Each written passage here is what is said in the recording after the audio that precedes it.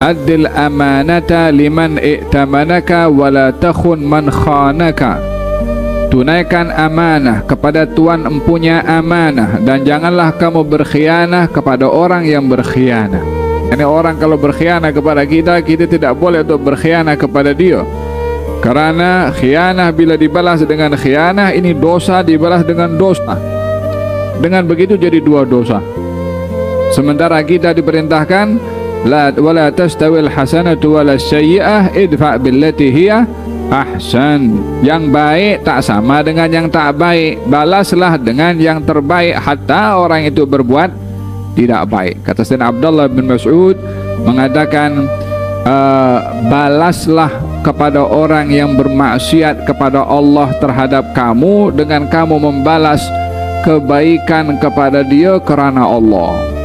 Ini kalau orang berbuat maksiat kepada Allah terhadap kita, contohnya maki kita, contohnya mengaibkan kita dekat Facebook, contohnya mendedahkan kita punya silap dekat Facebook, contohnya begitu.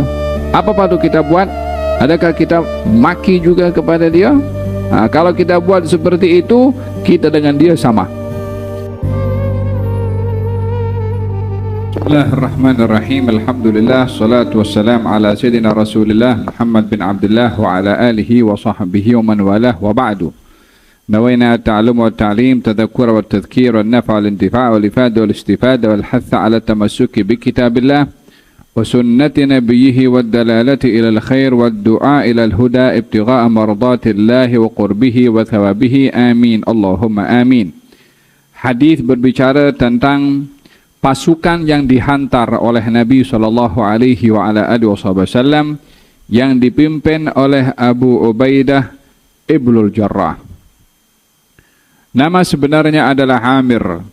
Beliau berasal daripada Mekah atau daripada Quraisy.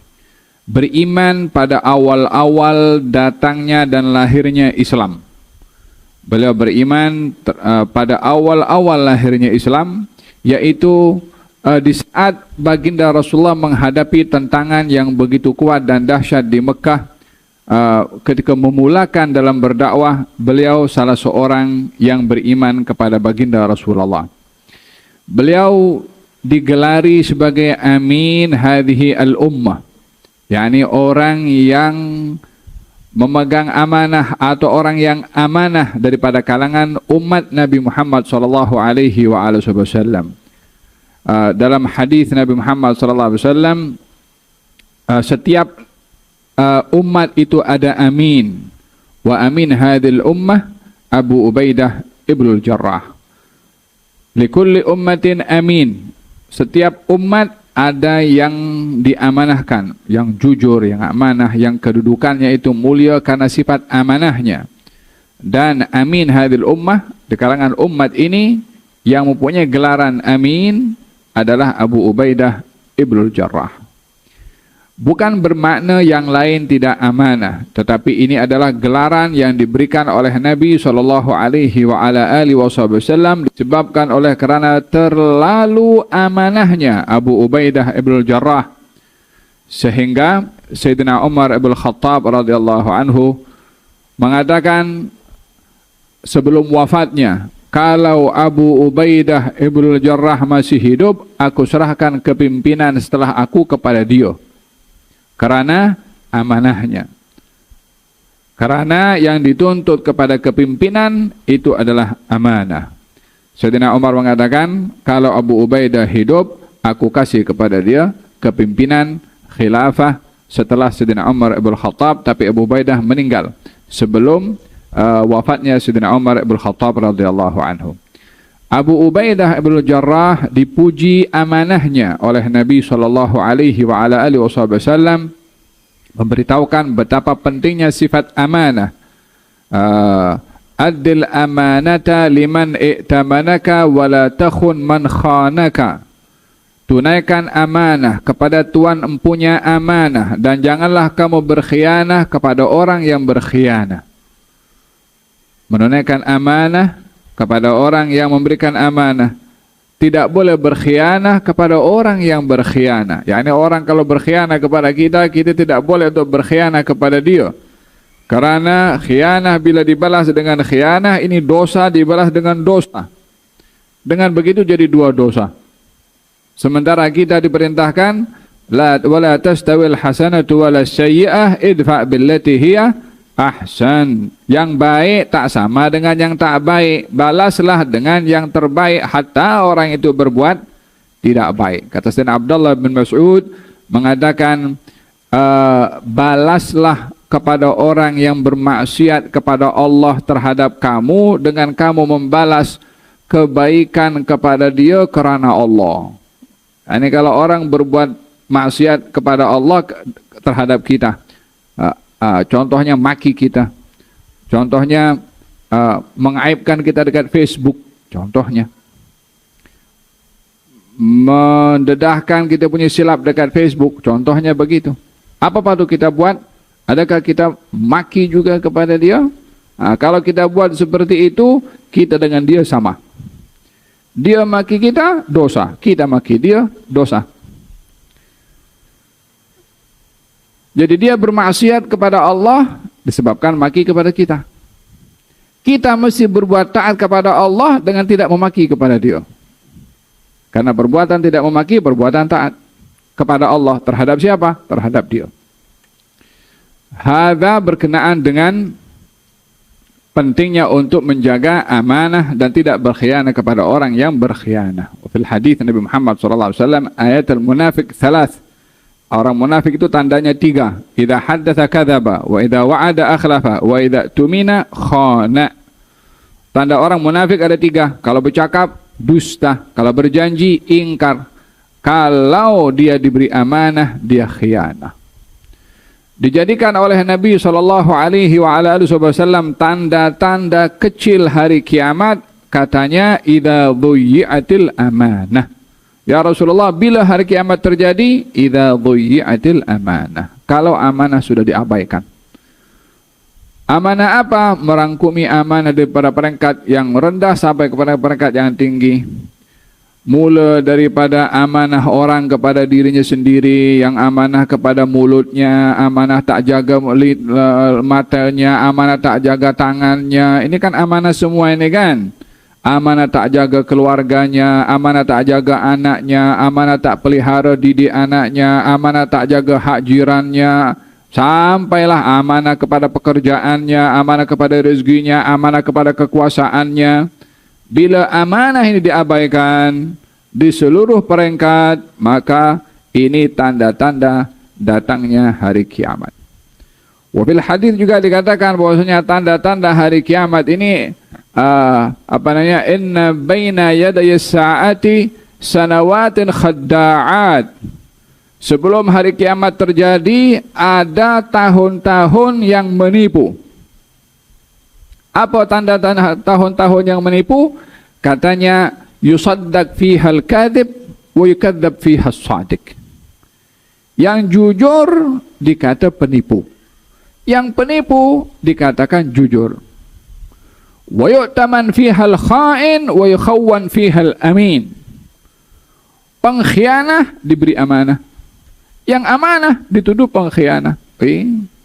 Zamannya terbalik. Jadi pada satu zaman yang itu berlaku, orang itu berlumba-lumba untuk menjadi pahlawan dalam berkhianat. Dan dipuji oleh orang, disanjung orang. Pemegang amanah, walaupun ada syaitan. Khianah. Tapi zaman.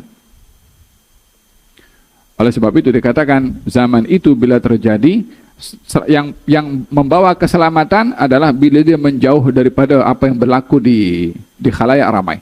Pergi jauh situ. Itu fitnah yang amat luar biasa. Semoga Allah Subhanahu wa taala lindungi kita daripada fitnah itu ya rabbal alamin.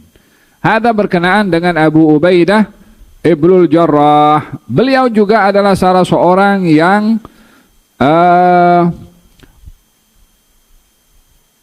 mengorbankan giginya terlepas karena ingin mengeluarkan besi yang masuk ke pipi Nabi pada peperangan Uhud. Pada peperangan Uhud, Nabi itu pakai songkok besi yang ada macam rantai yang jatuh ke bahagian pipi. Ketika Nabi itu tersungkur, jadi besi yang ada pada bahagian yang jatuh, bahagian yang menutup pipi, itu butiran bulat pada besi itu masuk ke dalam tulang atau pelipis Nabi SAW pada bagian wajahnya. Ada 2 masuk.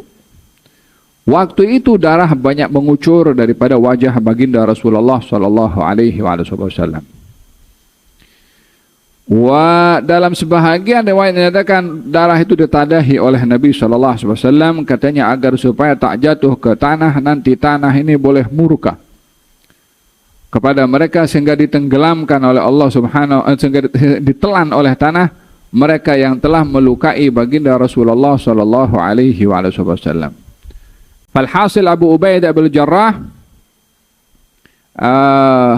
yang mengeluarkan itu besi daripada pipi Nabi SAW, dia mengatakan kepada Sayyidina Abu Bakar Siddiq, biarkan saya yang keluarkan itu besi daripada pipi baginda Rasulullah SAW. Maka didekati pipi Nabi SAW, kemudian digigit oleh Abu Ubaidah, ditarik secara perlahan. Kalau sudah kena gigit jangan lepas, ditarik pelan-pelan sampailah itu besi keluar daripada pipi Nabi bersamaan dengan tanggalnya 1 gigi Abu Ubaidah. Ini sama-sama keluar darah. Ada 2 besi, 2, yakni sebelah kanan dengan sebelah kiri, bagian gigi, bagian geraham situ, supaya gigitannya itu kuat. Walihada dikatakan addu 'alaiha bin nawajid. Kalau mau gigit yang kuat itu dengan gigi bagian belakang. Kali yang kedua, pada besi yang kedua, 1 lagi gigi Abu Ubaidah tertanggal untuk mengeluarkan besi daripada wajah Nabi SAW. Abu Ubaidah ibnul Jarrah. Nah, Abu Ubaidah ibnul Jarrah dihantarkan bersama dengan 300 orang. Ketika keluar di perjalanan, bekalan habis. Maka Abu Ubaidah waktu itu awalnya kaum muslimin yang ikut bersama dengan Abu Ubaidah menyembelih ontanya. Di antaranya adalah ayahnya, serahkan ayahnya Qais bin Ubadah, Sa'ad bin Ubadah, diserahkan ontanya, potong, makan.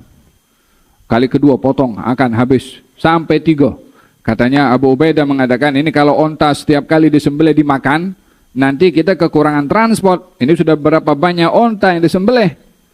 Tak boleh sembelih onta karena diperlukan untuk perjalanan yang begitu mencabar. Maka waktu itu korma yang ada dimakan secara jimat. Sampailah 1 orang hanya dapat makan 1 biji korma. Sampailah tubuh badan mereka itu mengurus, disebabkan oleh karena kelaparan.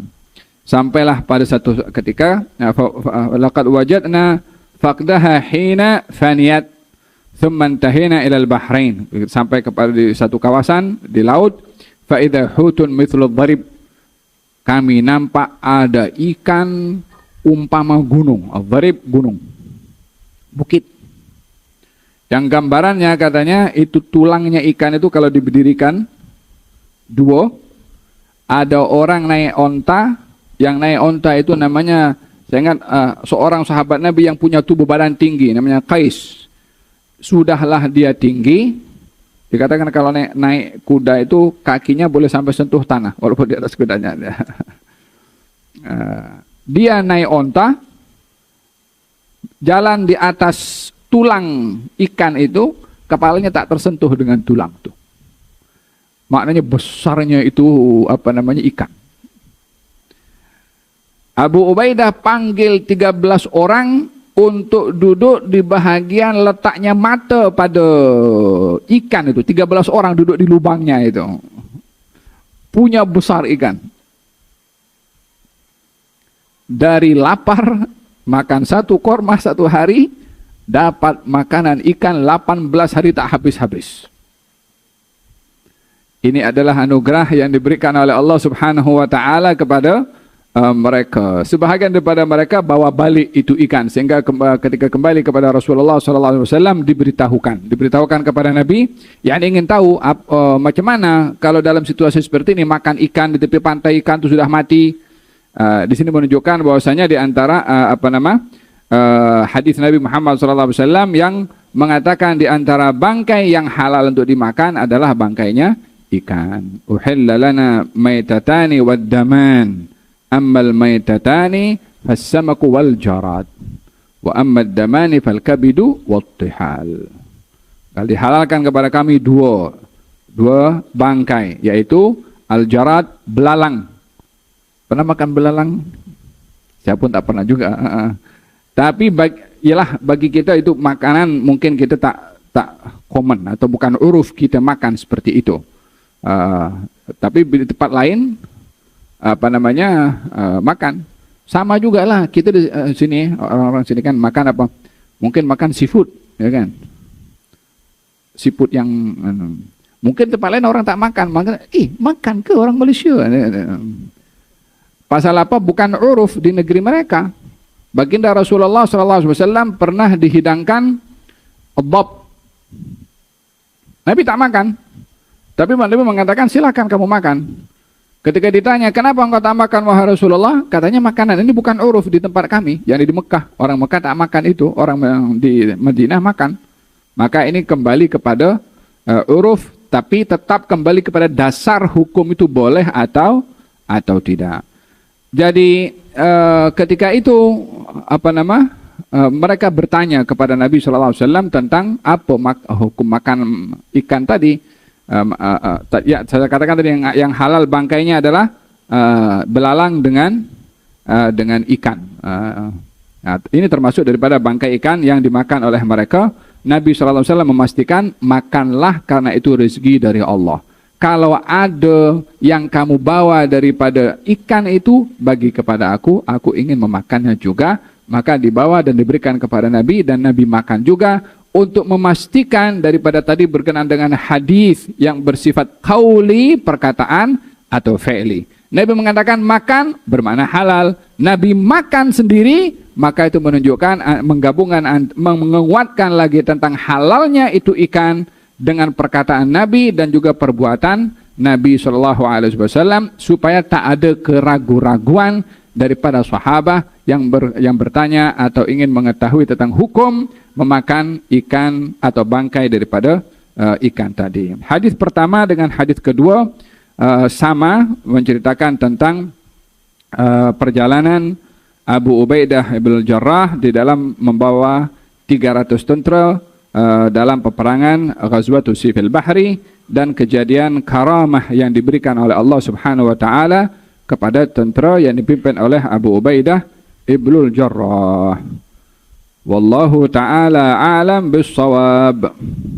Rabbal alamin ya Rahman ya Rahim, salli Rabbi wa sallim ala khairil mursalin.